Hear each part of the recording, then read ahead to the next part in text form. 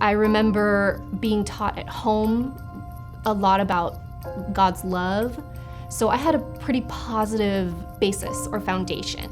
And then layered on that, when I was in middle school, a very vulnerable time, I actually went to a private Presbyterian school where I took Bible classes and I learned the knowledge, the book knowledge, and that place had a lot of rules. Faith is a wonderful contribution to human experience. It also has a shadow side. And unfortunately, sometimes religious instruction can give in to fear and shame and guilt. I went on a trip with my friends on a youth group trip. I just thought it was a fun sort of youth group trip, but it turned out it was actually a weekend all about abstinence. And we watched what I consider now really disturbing false videos about what our sexuality should be like. And for a long time in my life, that experience was actually something really painful. I took a purity pledge. The wounding that was done on that weekend, I've kind of been undoing a lot of my life. It was that deep. There were situations in my congregational life that I look back on now and I see were not properly protected, where I was left vulnerable, and it doesn't take much. People have a lot of stories about what happened to them in churches or religions. Things like that, people maybe did get messages that were very directly, God is going to punish you, or that God's going to send you to hell, or if you don't follow these certain rules. So a sense of, people feeling like somehow foundationally they couldn't be themselves.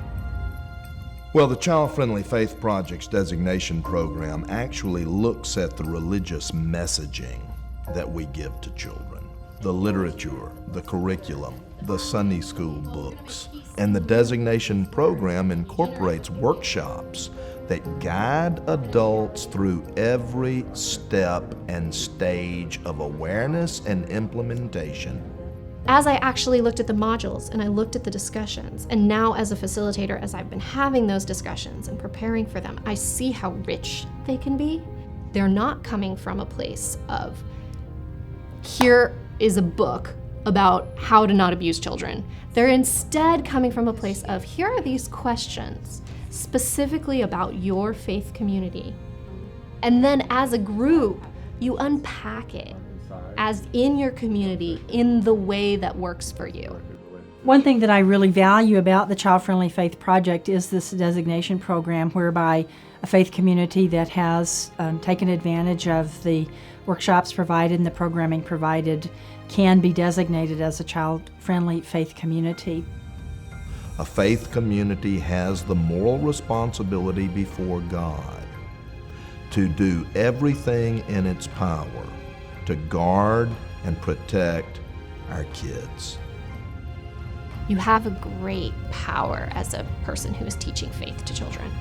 And I feel like the designation program offers people who are in a position where they're working directly with children about God an opportunity to look at their own power and to stand in it responsibly.